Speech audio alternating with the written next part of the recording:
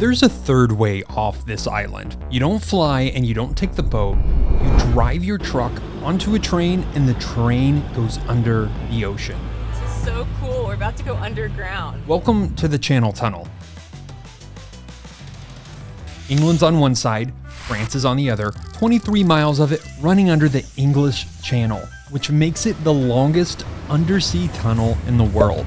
At the deepest point, you're almost 250 feet below sea. No windows, nothing to look at. You're just sitting in your own car inside this steel box, and about 35 minutes later, somebody opens a door and you're in France. Nearly 500 million people have gone through this tunnel since it first opened, and for most of them, this is probably the most boring part of the day. But for us, it's our first time. Well, we have officially missed our train. So look, we're going under the ocean an hour behind schedule, but guess what? You're coming along with us. So without further ado, I'm Chris, this is Sarah, and of course, there's Kramer. And we're saying bye to the UK for now. What's the meaning of it anyway? Today is our last day in the UK. Now, normally when we leave the country, we take the ferry, but today we're doing something very different. Taking the Eurotunnel. So we've crossed the channel twice in the last year. Ferry experience is really great, but it takes about 2.5 hours to get across. And you also have to get there a little bit earlier for checking in. Like the process to check in is a little bit longer. So we decided to spend an extra 50 pounds this time to take the tunnel. We've always wanted to take it. I'm a little nervous. I know people do this all the time and there's nothing to be nervous about, but I don't like caves. I don't like being stuck. And the idea of being that far underneath water is a little intimidating to me, but 35 minutes in and out, we'll be fine. So currently we are driving down to where we get onto the Eurotunnel train. It's called the Shuttle. So today we started in Winchester. It was about a 2.5 hour drive to get to where the tunnel actually starts, or where you board and go through the process of, I guess, customs immigration kind of stuff. We don't know because we've never done this process on the Eurotunnel. We've only done it for the ferries. Another thing that we have to deal with today is getting our dog Kramer safely on the tunnel. So animals are allowed, certain animals. I think it's like cats, dogs, and ferrets. I think it's only those three. Don't quote me on that. But dogs are allowed. And before we get to the tunnel, we actually have to stop by a vet who does health AHCs. It's animal health certificates, which Kramer needs to get over to the EU and back and forth. So we're going to pick this up. I sent over his vaccines and stuff ahead of time. The vet will verify his identity when we get there. I sign the papers and then we'll go. Right now we just have to get the health certificate and then continue on our way.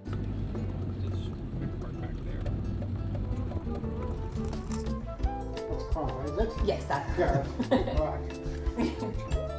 Yeah. Thank you so much. Right. The train goes about every 30 minutes, but on our ticket it says plus or minus an hour, so I think we can get on up to an hour early. For once, we may actually get to do something early. We will see.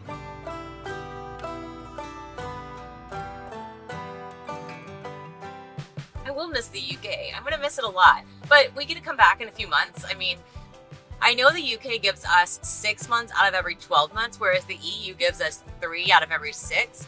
So really, to play right by the rules, we can't really stay here longer than 6 months or longer than 3 months in the UK. So every 3 months, we're hopping back and forth. So a few people have heard us say, we have to get out of the UK after 3 months. They say, no, you actually have 6 months, which is true.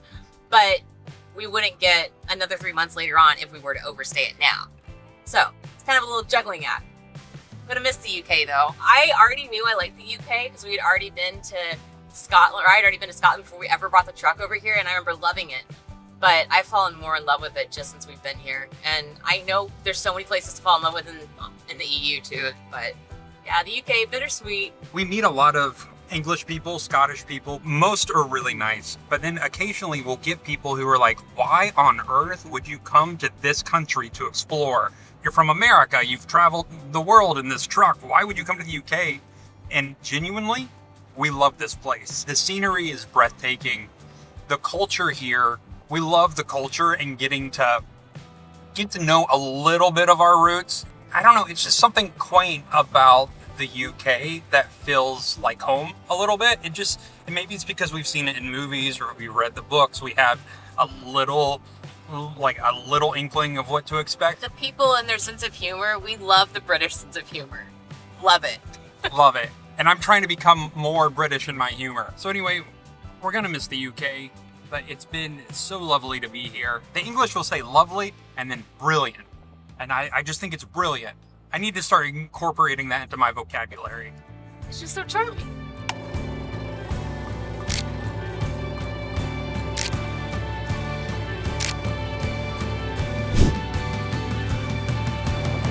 Very cute. It's pretty at sunset. The days are so long right now. It's the end of May.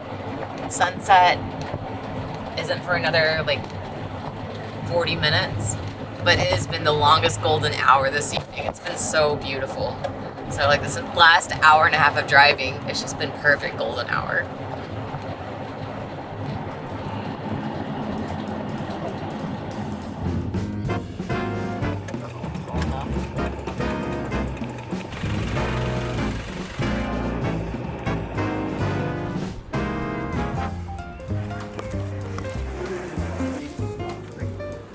I think you got it.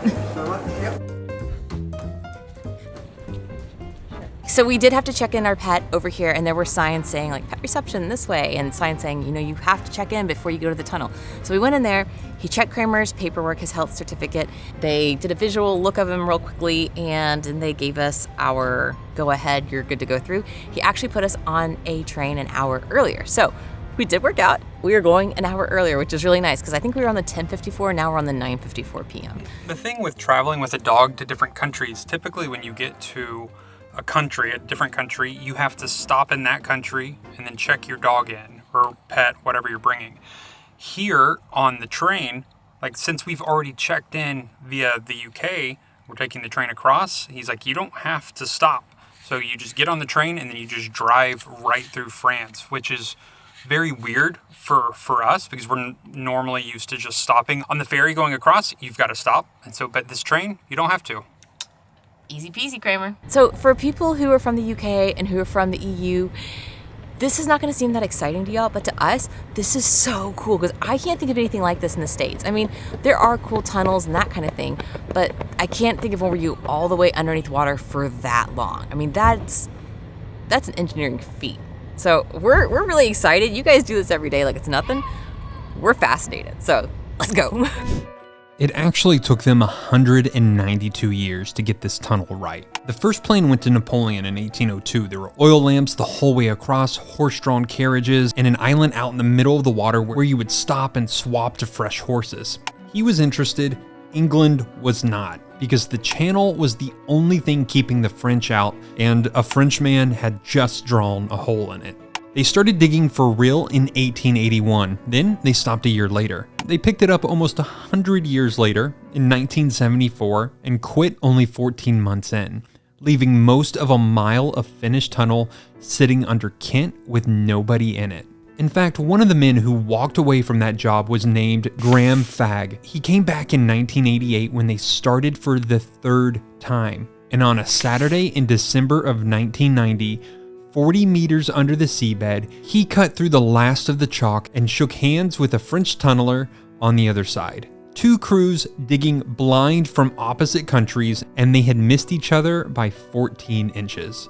Nobody has walked from Britain to the rest of Europe since the Ice Age, and Fagg went first. This tunnel finally opened in 1994. Okay, so we were wondering, how do we know when we should go get in line? I don't want to be, in line for the wrong one.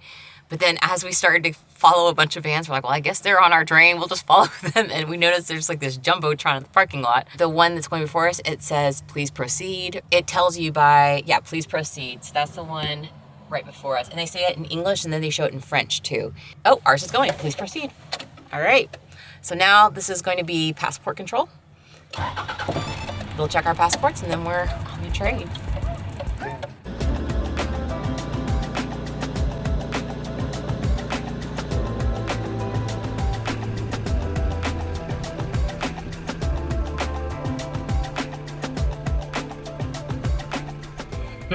Boarding is imminent.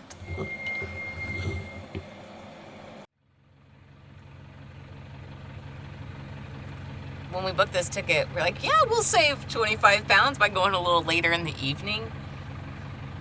What were we thinking, Chris? Next time we're coughing up the extra 25 pounds so we can get in bed at our normal bedtime, which is like 9:30. We are old. I'm so old. It's taking longer than I would have expected for how much they advertise that it's just 35 minutes. But truthfully, when we've checked into the ferry on both the England side and the France side, you can get on an earlier ferry or a later ferry plus or minus 4 hours, I believe. So we've gotten there early before and they say, hey, there's one boarding. Do you guys just want to go ahead and go on? So we end up not having to wait like at all. I think the inspection, I think everything took longer, don't you? The train, the tunnel, it is faster than going on a ferry. It is, yeah. But the whole act of doing your passports, doing the vehicle, inspection, all that, it's taking way longer here than it ever does on the ferry for us. If you travel back and forth a lot, what is your preferred method? Is it worth the extra bit for you to only be stuck, in the channel for 35 minutes versus 2 hours? I think the ferries are pretty nice. We usually sit there, get a little work done with the Wi-Fi. I enjoy it. I mean, depends on the cost and how much time or how much of a hurry we're in. Time is money. Money is power. Power is pizza. And power is pizza. So we were sitting outside of the pet inspection and watching the Jumbotron, and as soon as it said, please proceed for our time, we proceeded immediately. And we missed our train. We're still probably 20-something cars back. Our train technically leaves in 2 minutes, and a few minutes ago it said boarding complete on the screen. So I don't know. I thought this was gonna be like really efficient, like they know exactly what time you're gonna get there. Like, I don't know. What do you think? Am I wrong in thinking like, it's kind of surprising? I don't know what I think right now, actually. I think I want chocolate. I think we're both tired. It's been a long day, and so to sit here and just wait is kind of frustrating. I am of the mindset that, okay, we've got 2 minutes. We can still make this. I don't think we're making it. No, it's right now. Oh. 9:54. All right, well, we have officially missed our train, but we followed all the rules. Please let us know, is this normal? Do you just not make it? It's still fun to experience it. I think I'm okay because we have nowhere to be right now. But I think if I had made plans and I was trying to get to a certain point that day, I think I might be a little bit more annoyed. Oh wait, are we going again? I'm so confused. Hang on. Ye of little faith. I think we may be going. We're going.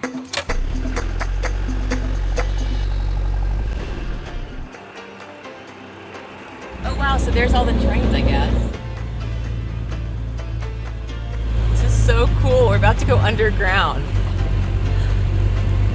Oh my god. So cool.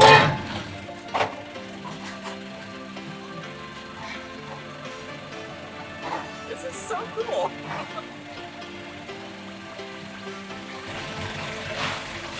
This train is huge. I didn't know what to expect. I didn't either. We've never been in anything like this. This is pretty cool. We're getting tired, but now like we're in this, we're like, oh, this is cool. Pack us in here like sardines.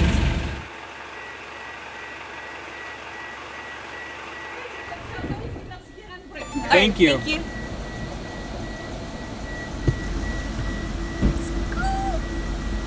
So they have these doors that separate the cars. It's like any train, like, subway or whatever. You have those little moving, like, accordion parts of the train where they bend to go around corners and it's from one car to the next.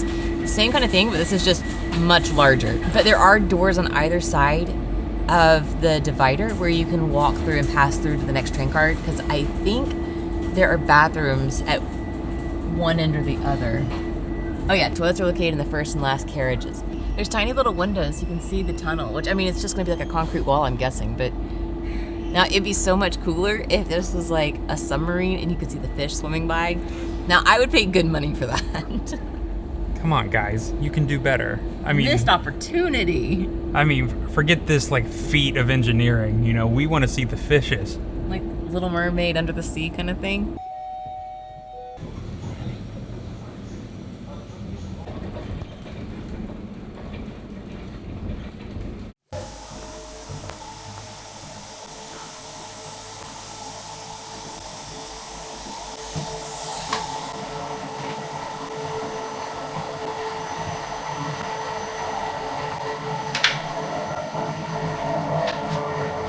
Well, la-ti-da. Very nice. Oh, the train's moving. I'm in the bathroom. I walked probably 15 cars. This is a nice bathroom, though. Oh, should probably lock that. I got hungry. So cool. I mean, it sounds like a train. I'm trying to see, are we still above ground? I can't tell. Yeah, we are. I can see lights outside. This is a very weird feeling. I will say it is a little stuffy in here. What did you expect? But it's fine. If you're claustrophobic, I wonder if you would have a hard time in this. It starts off really smooth and you're just on a train. The cars bouncing.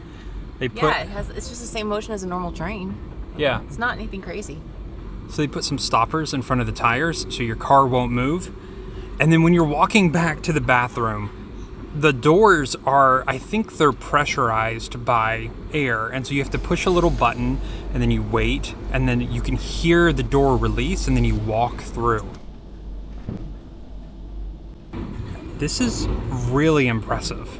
You could tell we took the ferry the other 2 times. That's really funny. We left our Garmin on. We have 34 miles to get to France. It's not totally accurate though, because it still says we're at 185 feet of elevation. It's gonna rock me to sleep, actually. I'm getting tired. It's a very soothing motion. It's like a warm sleeping bag in here too. It feels pretty good to me. I just had my ears pop. Yeah, mine too. So we're going down. You can look at Garmin right now, and we're going into the English Channel. I can't believe Garmin knows that this is the Channel Tunnel. Like, this is the route. It can see it up ahead. That's so cool. We are under the channel right now. The fact that is even possible just blows my mind. And I know this has been around for years. It just like, I don't know. I mean, the closest thing I can think of that's like this in the, like, that we've been in is maybe like those crazy long tunnels in Switzerland, like through the mountains. Those are engineering marvels too, but this is just something totally different. The other thing I can't believe, I have cell service right now. How is that possible? I don't have cell service down the street at the pub, but here we do. That's true. We were in, where was it, Winchester today? No cell service, like anywhere, weirdly. I mean, we did like right in the middle of downtown, but like anywhere around the city, no cell service. You know, 200 feet below the English Channel. Great coverage. Boy, my ears are still popping. Oh, you will.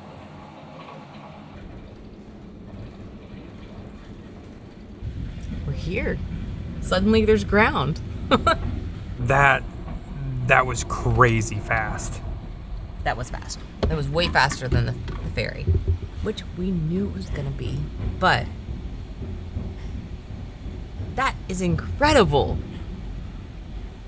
I'm kind of geeking out about this. I know this is normal to you who live in Europe and stuff, but this is so cool to us. But let it be known, I had cell service until I hit France. And just to be clear, it does appear that we were on a train half an hour later because it left like exactly 35 minutes after our train was supposed to depart. So maybe that is normal. Y'all let us know. I mean, we were there on time. We did everything like when they told us to go. I don't know. So maybe we did something wrong. I have no idea. Or maybe it's just part of it. Maybe things are just a lot more laid back in France and England. I don't know. That's probably the case. Take a lesson from their book.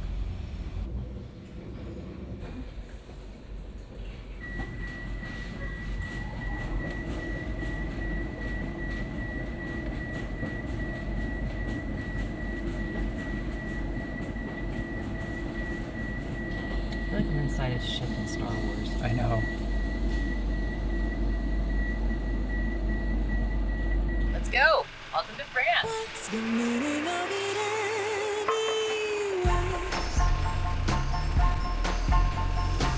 Look at your photos and an old t-shirt. Not just the thought of you Thank on you. my head hurts. What's the meaning of it He's like flying, you know? So exciting.